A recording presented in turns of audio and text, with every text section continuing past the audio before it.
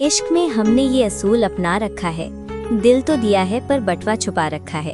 वो मांगते हैं हमसे खूने जिगर का तोहफा, हमने तो टमाटो केचप का साशे बचा रखा है। हिचकियाँ आती हैं तो पीते नहीं है पानी, मुफ्त की हवा से हमने काम चला रखा है। महबूब ने कहा कि खत लिखो खूने दिल से, हमने पेन की रोशनाई का खर्चा बचा रखा है।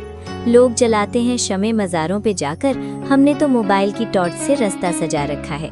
वो चाहते हैं हमसे कैंडल लाइट डिनर, हमने तो लोड शेडिंग में अंधेरा मचा रखा है। क़यामत में भी हिसाब होगा जब पाई पाई का, तब भी कहेंगे साहब हमने तो उधार मचा रखा है। एक छोटा सा वाकया। एक दफ़ा इस शायर को अलविदाई पार्टी दी गई। सब दोस्तों ने खाना खाया और आखिर में जब बिल देने की बारी आई तो शायर साहब अचानक फर्श पर गिर गए और बेहोश होने की अदाकारी करने लगे। दोस्त घबराकर बोले, जल्दी से डॉक्टर को बुलाओ। शायर साहब ने एक आंख खोली और आहिस्ता से बोले, डॉक्टर को छोड़ो, पहले ये बताओ कि बिल किसने दिया है।